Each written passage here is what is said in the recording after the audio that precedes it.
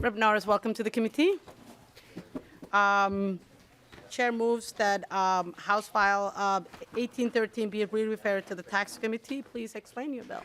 Thank you, Chair Hassan and members. It's great to be back before you in the Economic Development Committee. Here in Minnesota, we're fortunate to have many large businesses, Fortune 500 companies, Fortune 1000 companies, especially compared to other states of our size. Yet we can't allow the success of these current Fortune 500 companies keep us from also looking ahead and cultivating the next generation of businesses that will drive Minnesota's economy in the decades to come. That's why one of the things I've really been focused on throughout my career is trying to promote entrepreneurship in our state. I helped lead the effort to create public benefit corporations to give entrepreneurs more flexibility in how they structure their businesses. I've worked with the Venn Foundation on a model that's provided over $10 million in capital to entrepreneurs. And now another tool is the Angel Tax Credit. It's an important tool for fostering entrepreneurship throughout Minnesota. It helps to attract capital to our state. It encourages investment in companies based in greater Minnesota, as well as those owned by people of color, women, and our veterans.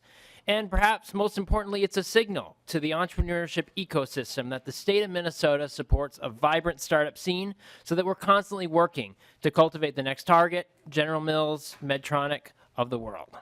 And with that, I'll stand for our testifiers. All right. Well, your first testifier is Frank Chasulke, Vice President of Innovation Medical Alley. Please, welcome to the committee. Introduce yourself and proceed and make your testimony very brief. Right on. Madam Chair, members of the committee, my name is Frank Chasulke. I'm the VP of Innovation at the Medical Alley Association. We're a not-for-profit association of 800 healthcare and health technology companies, the vast majority of which are early-stage pre-revenue startup companies that depend on investor capital to build what we hope will be the next Medtronic or other healthcare innovation company. Medical Alley was started nearly 40 years ago by Earl Bakken, the founder of Medtronic, Lee Berlin, an entrepreneur, and Governor Rudy Perpich to ensure that this community remains the best place on earth for healthcare and health innovation. The innovations that we will see tomorrow that might cure cancer, fix a broken bone, or help make healthcare more affordable and accessible are coming from entrepreneurs who spend an incredible amount of time finding capital to grow their innovation. The Angel Investor Tax Credit has been a great tool to make that process a bit easier so they can get the next innovation off the ground, focus on creating jobs, and one of my favorite things, import capital into the state of Minnesota. We like to export products and services and import cash from around the world that can fund these great innovations from Baudette, Minnesota, where there is a generic pharmaceutical company employing hundreds of people, or Blue Earth, Minnesota, where there is a diagnostic firm employing hundreds of people, and all points in between. So thank you, and I urge your support. Thank you. And we have your next testifier is Peng Ye. Please introduce yourself for the record and proceed. Hi, Madam Chair and committee members. My name is Ping Ye, and I'm a cancer survivor turned entrepreneur. About 10 years ago, diagnosed with blood cancer and founded then, after surviving, a company called Stemonics, which industrialized human brains from skin. That would not have been possible without the Angel Tax Credit.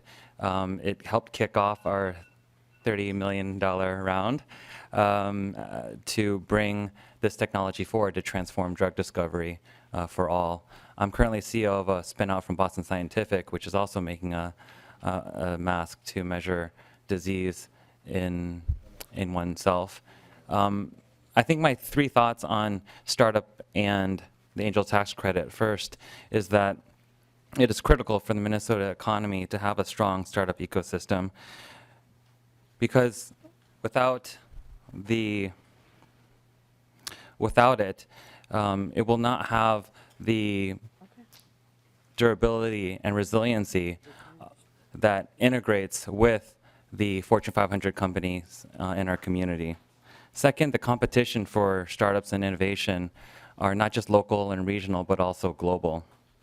So, point three, startups need risk takers, not only for the founders, but also the investors that support those ideas. So in closing, it's a lot like turning iron into steel. Having a small percentage of a strong startup ecosystem is critical for having a durable and resilient community. Thank you. Thank you. And then up next, we have Amy Garza. Please come forward and introduce yourself for the record and proceed with your testimony. Hi, Madam Chair and the committee. Thank you for having me. I'm Amy Garza. I am the founder and CEO of a company called Cora V Medical. And I am a huge advocate and a supporter of this Angel Tax Credit program. I founded Cora V Medical in 2020, and I'll tell you 2 reasons why this is critical. Number 1, this is really cultivating the innovation and economic growth for our state. So if you think about the investors that come in, this can make the difference from an investor being maybe on the fence to an investor saying, yes, I'm going to invest in your innovation and your startup, which, by the way, is driving growth for the state. Especially important in this is the fact that it supports and drives growth for women and minorities that are disproportionately not invested in the VC community. In 2022, 25% of the deal count went to women-led founders, and 17% of the deal value went to women founders. And by the way, that is over 20% below what it was the year prior. So women-led companies also, according to PitchBook, earn a higher valuation and have a better exit value compared to all male-led companies. These are really important facts. That is why this is really critical, because it can make the difference between an investor saying, I'm willing to take a chance on you to drive growth for the state, and the importance of that. The second point I want to make is that Minnesota is competing on the national and international stage. We are not, this whole economy and the way our country has changed with the pandemic is huge. People can live and work anywhere and be successful. By the fact that we're competing on this national stage, I have the opportunity, I can choose to work for somebody or invest in somebody in a different state, a different country, and make my company successful. What the Angel Tax Credit does is it incentivizes Cora V Medical as a company to invest in our state. 51% of my employees need to be based in the state. 51% of my spend needs to be in the state. I have very specifically selected companies as we change vendors and sources to the state of Minnesota to ensure that I make that happen. So it's a huge value in the long-term growth for the state. Thank you, and Thank you very much. Appreciate it. Our next testifier is Michaela Rosad. Please introduce yourself for the record and make it brief. Madam Chair, members of the committee, I'm Michaela Rosard. I'm here in support of the Angel Tax Credit. I am partner at Groove Investment Group, Minnesota's most active angel network. Last year, our network wrote 130 checks into 25 Minnesota startups across numerous industries. That totaled $1.5 million invested here in Minnesota. I also serve as Forge North's leader on a multi-year statewide angel activation project. The goal is to get more folks participating as angels here in our state. That includes women, Black and brown investors, and others who've traditionally not been part of the investment community. I have the pleasure of seeing in action the benefits of this program. I also bear witness when the program is not fully funded, or worse yet, not operational.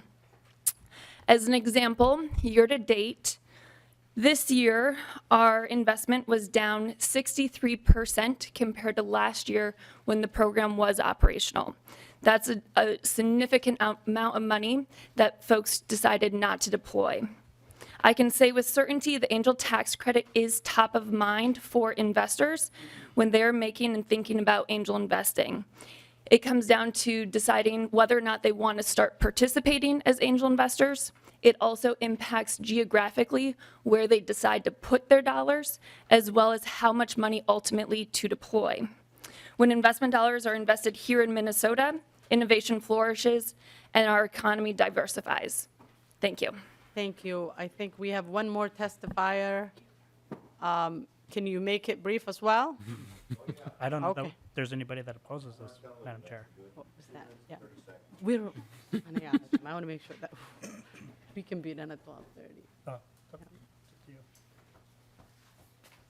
Thank you, members of the committee. Chair Hazan, my name is Mark Hughes, and I'm a longtime name here. I'm not a voted politician in here. I'm just a worker bee. But there's a few things I want to say. Yesterday, I reflected on this angel tax credit. I was here most of the day, but spent part of the day at the University of Minnesota. The University of Minnesota was founded on June 30th, 1904. I'm a Carlson School graduate way back in 1982 when it was Business Day School. One of the things that I've learned about in our alumni lunch is there was a company called Dorn Construction. Kelly Dorn was CEO of Dorn Construction. He had become sick with cancer and not gave up, but turned over the reins to his niece or somebody in the family who was a woman, then became a minority. My point to this whole story is this. First of all, if you are based in Minnesota, you have the angel tax credit. We want it, obviously. Second of all, what Dorn did was they wanted to explore the Denver market. They took the risk. They were scared because they'd never been to a different market like that. But if you're going to be a success here, we've all been through the coronavirus economy. Don't ever want it again. And we want this angel credit if we're going to move Minnesota forward. And remember, as politicians and citizens of the great state of Minnesota, we're here to serve Minnesota, each and every one of us. So please vote on this angel tax credit. Thank you. Thank you. Discussion on the bill? Rep. Katiso-Tun? Thank you, Madam Chair, and thank you, Representative Norris, for bringing this bill forward. I thought I had already signed on as a co-author, but I guess not, so I'll remedy that. I've carried the bill the last 2 biennium, and we've been able to see lots of success with the funding. I think it makes a lot of sense that we expand the funding, as you're doing in this proposal. We know it goes like hotcakes, and for people to want to reinvest these dollars in the state of Minnesota and for outside dollars coming in to support the growth here locally, I think that is tremendous. So I appreciate you carrying the torch. Anyone else? All right, last words. Thank you, Chair Hassan, and Representative Katiso-Tun. Want to thank you for your leadership on this over the past many years, and happy to take the torch and run with it because, when you look at Minnesota's economy, we've been successful because we've grown our own when it comes to our businesses, and so that means it really behooves us to be constantly looking at what can we do to be cultivating our startup community so that we can build the next great Minnesota business success story, and I think the Angel Tax Credit is one of the best ways we can do that. Thank you. Chair renews her motion that House File 1813 be re-referred to the Tax Committee. All those in favor say aye. Aye. Aye. All opposed? Motion prevails, and your bill is on its way.